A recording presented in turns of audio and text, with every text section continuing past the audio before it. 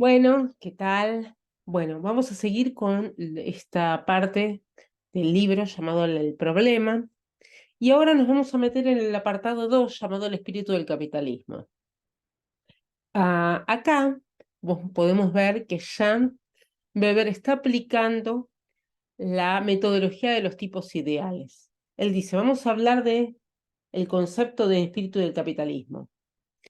¿Cómo construyo este tipo ideal, espíritu del capitalismo? Él dice a partir de lo que sería una individualidad histórica. ¿Qué significa esto? Un complejo de conexiones en la realidad histórica, en un fenómeno histórico, que el investigador, el sociólogo, agrupa conceptualmente en un todo en virtud de su significación cultural. Esto es lo que él va a hacer a lo largo de este apartado. Esta individualidad histórica como fenómeno lo reconstruyo con elementos tomados de la realidad histórica. Se lo puedo tomar de otro tipo de elementos tomados de una realidad actual. Acá él está trabajando con realidad histórica. Pero acá está la cuestión. Dice, esta determinación conceptual, que es del espíritu del capitalismo, dice, no la voy a concretar sino al final de la investigación. Al final de la investigación de lo que sería el apartado, voy a poder delimitar lo que es el espíritu del capitalismo. Pero a lo largo del libro voy a hacer, esto es mi interpretación, lo que diría Weber, voy a ser humilde y decir, no puedo determinar ahora lo que es el espíritu del capitalismo. Lo voy a ir reconstruyendo a partir de estos elementos que yo rescato, pero de la significación cultural que tienen para el objeto de investigación, para esta pregunta que yo me formulé. Acuérdense, la pregunta de investigación que formuló al final de la introducción. Entonces, él dice, plantea, la formación de un concepto, de estos conceptos históricos implica que circunscribir la realidad en conexiones genéticas concretas, conexiones de sentido.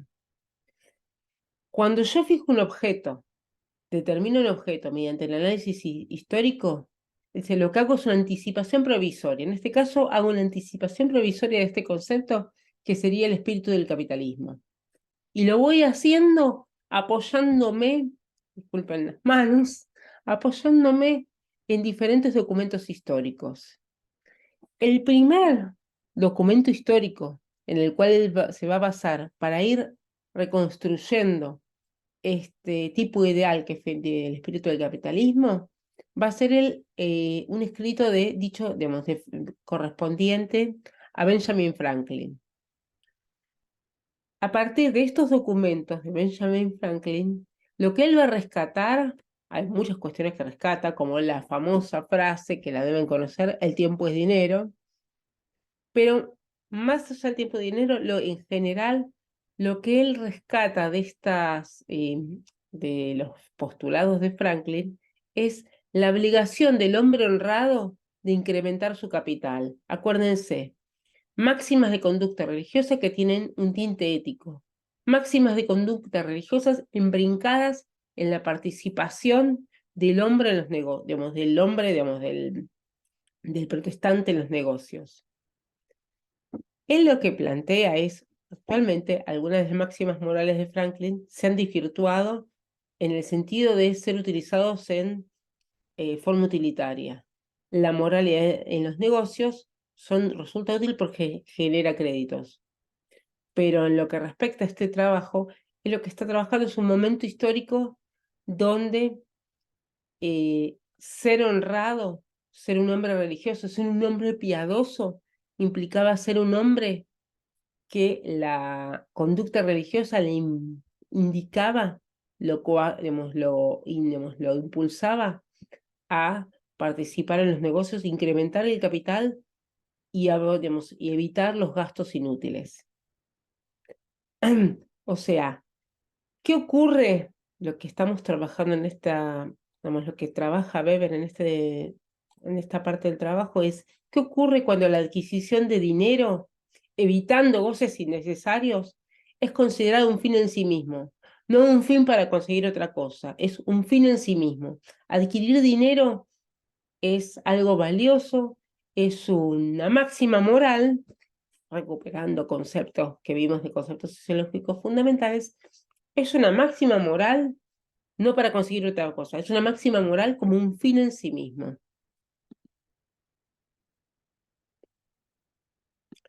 Entonces, acá ya empieza también a vincular el espíritu del capitalismo y vuelve a detallar lo que sería el capitalismo.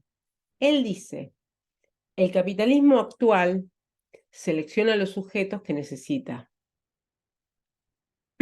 pero el concepto de selección tiene sus límites al momento de explicar sus conceptos históricos. Acuérdense que la noción de selección ya está presente en conceptos sociológicos fundamentales. Después fíjense.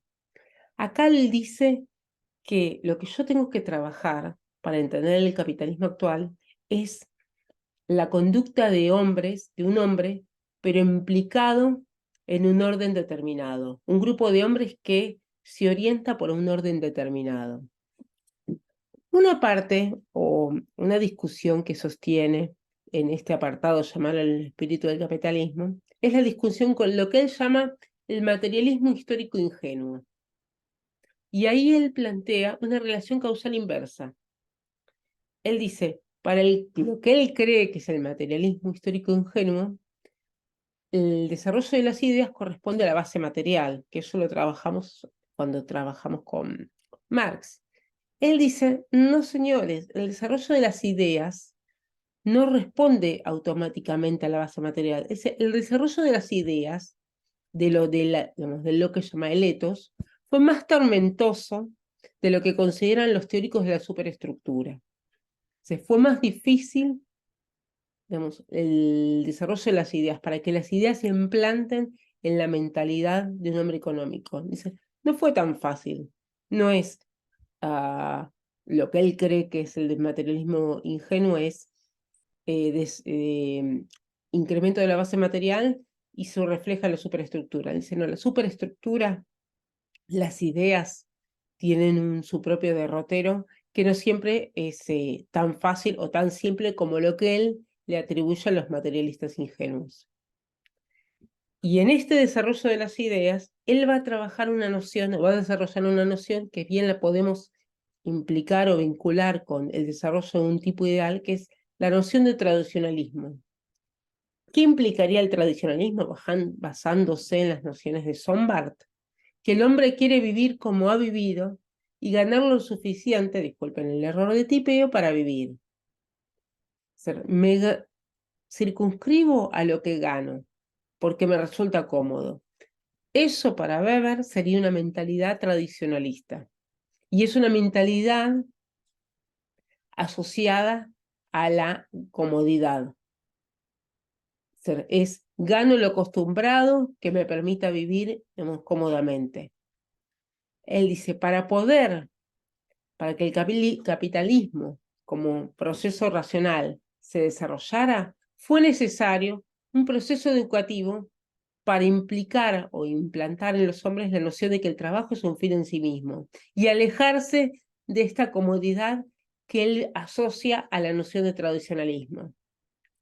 Entonces, si el trabajo constituye un fin en sí mismo, como podemos decir una máxima, trabajar porque es necesario trabajar, porque es grato a los ojos de Dios, él va a desarrollar con esta idea de espíritu del capitalismo, esta noción o tipo ideal, la idea de sentirse obligado al trabajo, el maridaje, término del vino, del mundo del vino, el maridaje entre sentirse obligado al trabajo como máxima moral con el cálculo económico, con el dominio de sí mismo y con la moderación. Acuérdense que hablamos de cálculo en la introducción, el cálculo. Debemos especificar el capital invertido al inicio y el capital obtenido al final, el cálculo. El dominio de sí mismo, la moderación, la conducta austera.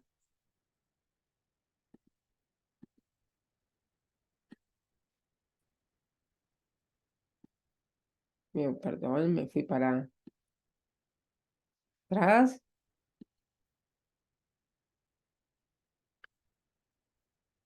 Entonces, el espíritu del capitalismo moderno, como un caso especial del proceso de racionalismo, implica, o Weber la va desarrollando a partir de los documentos de Franklin y de otros exponentes, otros representantes del protestantismo ascético, disculpen, el uso provisional, un concepto que lo va desarrollando para designar aquella mentalidad que busca obtener un lucro a través del ejercicio sistemático y legítimo de una profesión, no de cualquier actividad, de una profesión, lo que vamos a trabajar en la próxima clase con la noción de Beruf. Un empresario, como es, puede dirigir su empresa aportando capitales o llevando a cabo la contabilidad, él dice, pero sin embargo puede ser animado por un espíritu tradicional. O sea, no basta para hablar de espíritu del capitalismo con una persona que tenga a cabo una empresa, porque puede llevar a cabo esa empresa guiado por una mentalidad tradicional. La expansión del capitalismo moderno, y acá Weber vuelve a retomar la discusión con el materialismo que él llama ingenuo, no radica en lo que él dice las disponibilidades dinerarias. Él dice, radica en algo que es vinculado a la mentalidad, a este etos, el desarrollo del etos, a este proceso educativo que no solamente tiene que ver con cuánto capital tengo, cuánta disponibilidad dineraria tengo. Eso podría ser un medio de acción, pero lo que es importante para hablar de esta mentalidad, para desarrollar esta mentalidad, es apartarse de la mentalidad tradicional, apartarse de la comodidad y más bien orientar la acción, la conducta, para lo que sería una conducta racional orientada a acumular capital. Pero no solamente se trata de lo que sería el tipo ideal de empresario capitalista, no es solamente es el cálculo de capital, la contabilidad racional, sino la búsqueda del lucro, sino la búsqueda del lucro, pero digamos, descartando la ostentación. El tipo ideal del empresario capitalista aborrece la ostentación y lo que es el goce, y más bien busca el capital, busca acumular capital a partir de una conducta ascética. Bueno, esto es lo que sería, gente, la primera parte de la ética protestante. Espero que para poder empezar el libro les resulte útil. La clase, cuando nos encontremos, en el viernes cuando nos encontremos, ya vamos a retomar a partir de concepción luterana de la profesión, que es el tema de nuestra investigación. Acá trabajamos la introducción, el problema, y ya empezamos a hablar del espíritu del capitalismo. Como ustedes ven, en el próximo video, y respondiendo a mi promesa, que no quiero descumplirla, no quiero incumplirla, voy a hablarles de conceptos sociológicos fundamentales. Una reconstrucción desde la noción de acción social hasta Estado, de una forma más detallada de la clase, porque bueno, en la clase estoy apremiada por el tiempo. Les mando un saludo y nos vemos en el próximo video. Voy a dejar de compartir.